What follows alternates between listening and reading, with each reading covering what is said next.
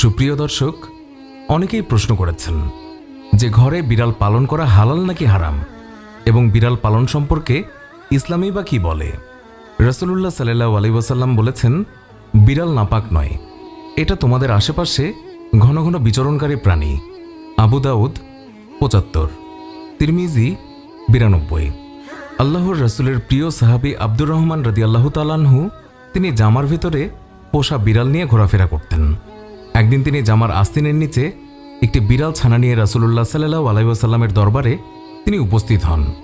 সেই সময় বিড়ালটি হঠাৎ করেই সবার সামনে বেরিয়ে পড়ল।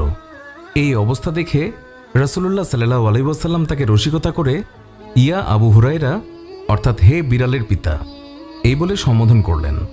এরপর থেকেই তিনি মূল নামের চেয়ে আবু হুরায়রা নামে বেশি খ্যাতি লাভ করলেন। আর সেই দিন থেকেই তিনি নিজেকে আবু হুরায়রা নামে পরিচয় দিতে তিনি বেশি পছন্দ করতেন। আল্লাহর রাসূল সাল্লাল্লাহু আলাইহি ওয়াসাল্লাম তিনি যখন ওযু করতেন তখন নিজের ওযুর পাত্র থেকে বিড়ালকে পানি পান করাতেন। এক মহিলাকে একটি বিড়ালের জন্য আযাব দেওয়া হয়েছে, কারণ বিড়ালটিকে আটকে রাখায় সেটি মারা গিয়েছিল। ফলে সেই মহিলা জাহান্নামে গেছে। বিড়ালটিকে আটকে রেখে সে খাবার এবং পানিও দেয়নি, আবার ছেড়েও দেয়নি, যাতে করে জমিনের পোকামাকড় খেয়ে সে বাঁচতে পারে।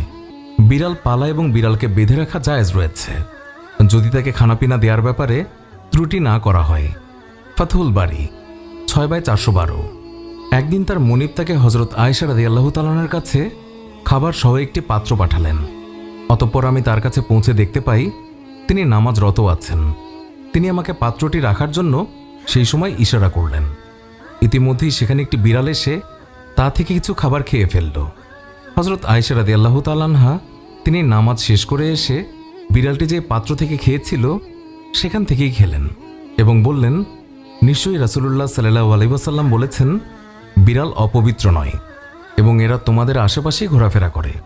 অতঃপর হযরত আয়েশা রাদিয়াল্লাহু তাআলা আনহা তিনি আরও বলেন, আমি রাসূলুল্লাহ সাল্লাল্লাহু আলাইহি ওয়াসাল্লামকে বিড়ালের উচ্ছিষ্ট পানি দ্বারা ওযু করতে দেখেছি।